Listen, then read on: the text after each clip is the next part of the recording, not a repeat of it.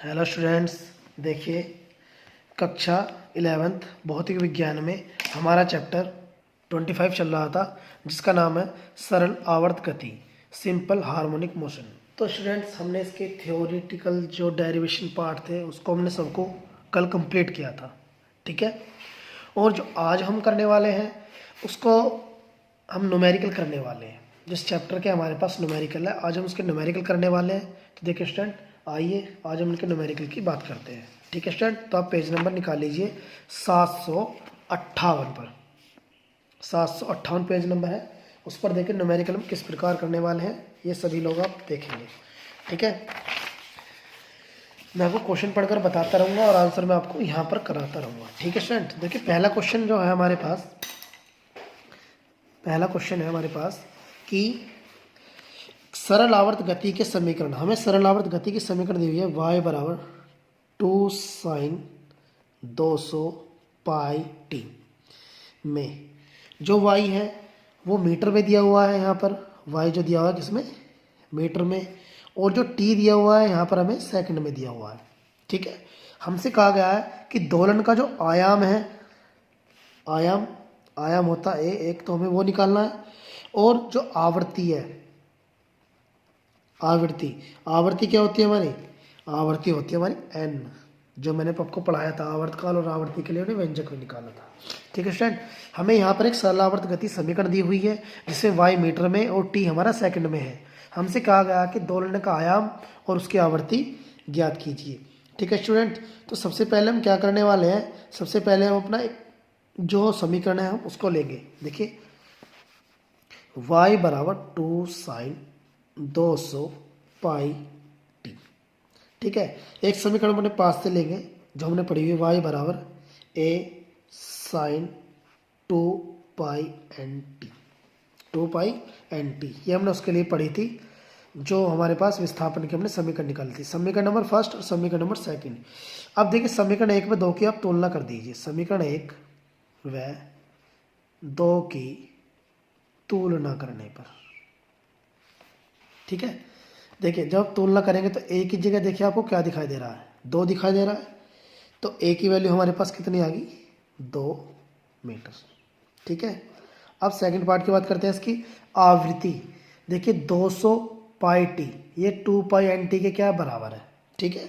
तो हम देखिए 2 पाई एन टी बराबर कितने रख सकते हैं, 200 पाई टी।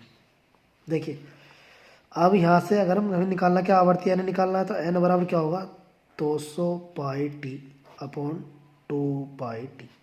देखिए पाई टी से पाई टी कट जाता है, और 2 से जो 200 बार कटेगा वो कितनी बार कटेगा, 100 बार। तो एन बराबर हमारे पास कितना आ जाएगा, एन बराबर हमारे पास आएगा 100 हर्ट्स। आवर्ती का मात्रक होता है हर्ट्स, एच जेड भी हम इसे शॉर्ट फॉर्म में लिख लेते हैं, ठीक है स्टूडेंट्स।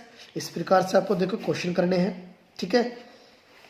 क्वेश्चन नंबर बात करते हैं इससे अगले की, सेकंड क्वेश्चन की। हमें क्या आ गया, एक कण 6 सेंटीमीटर आयाम, देखिए हमें आयाम दिया हुआ है 6 सेंटीमीटर, और समय दिया हुआ है आवर्तकाल हमसे t बराबर 6 सेकंड, ठीक है। उसके बाद हमसे कहा गया है कि जो सेकंड में आवर्तकाल सरल आवर्त गति कर रहा है, अधिकतम विस्थापन की स्थिति में आयाम के आधे तक जाने में कितना समय लगेगा। हमें बताना है कि अगर ये सरल आवर्त गति कर रहा है तो जो हमारे पास विस्थापन की स्थिति होती है उसमें आयाम के आधे तक, आयाम क्या होता है पूरा, मतलब अपने अधिकतम मान तक, तो अपने आधे मान तक पहुंचने के लिए वो कितना समय लेगा।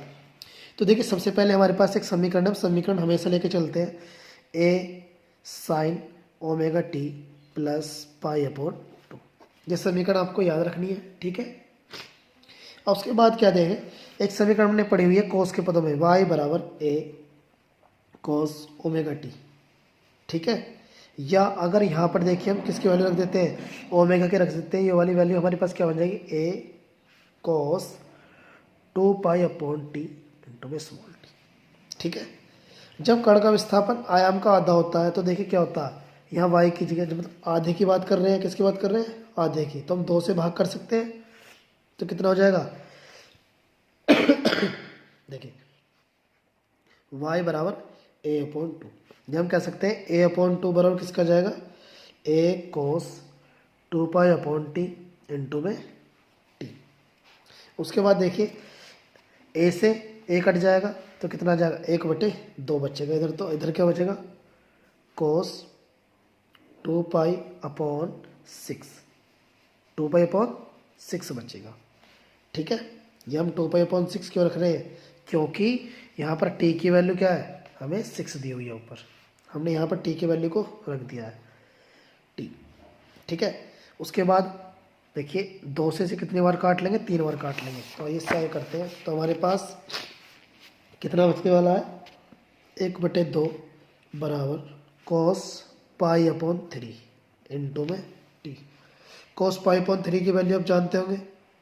ठीक है, कितनी होती है cos π/3 की, देखिए 1/2 बराबर cos 60 की वैल्यू कितनी होती है 1/2 इंटू में t। 2 से 2 कट जाएगा तो देखिए t बराबर कितना आ जाएगा 1 सेकेंड।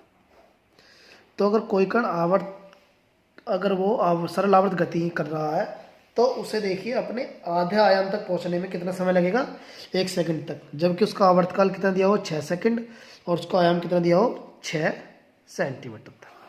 ठीक है स्टूडेंट्स, उसके बाद देखिए क्वेश्चन नंबर 108, 109, ये क्वेश्चन सभी एक जैसे हैं। मैं आपको क्वेश्चन नंबर 110 कराता हूँ। ठीक है, सरल आवर्त गति में विस्थापन की समीकरण दी हुई है x बराबर 0.3 cos πt/3 प्लस π/3। ठीक है, उसमें हमसे कह रहा है कि मीटर में दी हुई है कि एक तो हमें कण का आयाम ज्ञात करना है। क्या ज्ञात करना है, कण का आयाम नंबर 1। नंबर 2 में कहा गया अधिकतम वेग निकालना है हमें u।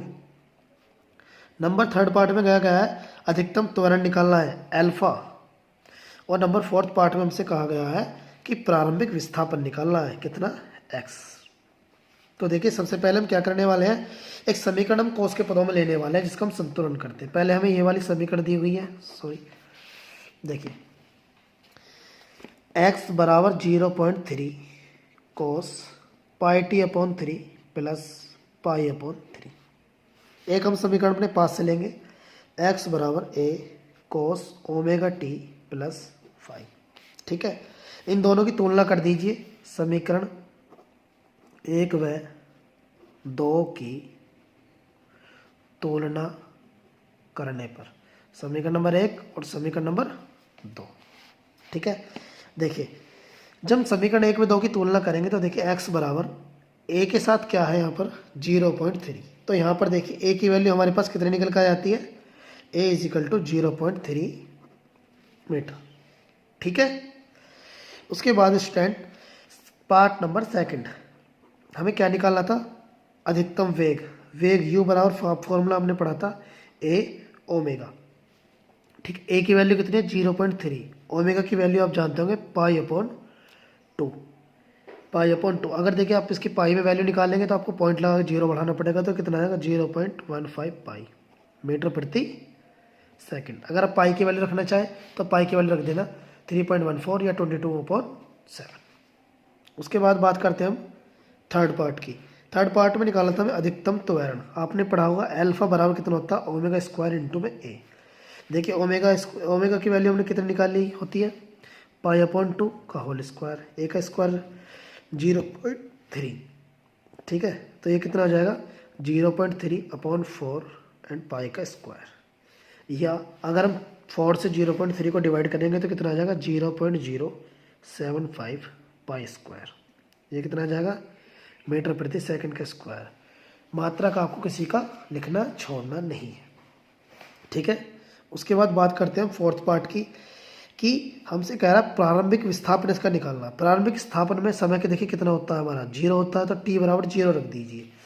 तो x बराबर कितना आ जाएगा, समीकरण जो हमें दी हुई है x बराबर देखिए 0.3 कोस तो हमें दिया हुआ है, उसके बाद बस t की जगह हम रखेंगे तो π/3। ठीक है, अब ये कितना हो जाता है 0 की इसे प्लस करेंगे तो कितना बचेगा cos π/3, cos 60 बच जाएगा 0.3 cos π/3। ठीक है, और cos 60 की वैल्यू हमने निकाली थी 0.3 इंटू 1/2 होती है, तो ये वैल्यू कितनी में निकल कर आ जाएगी हमारे पास 0.15 मीटर। ठीक है स्टूडेंट, हमारे पास कितनी निकल कर आ जाएगी 0.15 मीटर। तो स्टूडेंट आज आपको इस चैप्टर के जो है जैसे मैं जिस टाइप मैंने आपको न्यूमेरिकल बताए हैं उस टाइप पर आपको न्यूमेरिकल इनके कंप्लीट करने हैं। अगर किसी बच्चों को न्यूमेरिकल में कोई सी भी न्यूमेरिकल में कोई भी अगर प्रॉब्लम आती है तो आप मुझे कमेंट करें। और बच्चों आप जल्दी से जल्द तैयारी करें क्योंकि हमारे एनुअल एग्ज़ाम बहुत ज़्यादा निकट आ चुके हैं। ठीक है, थैंक यू।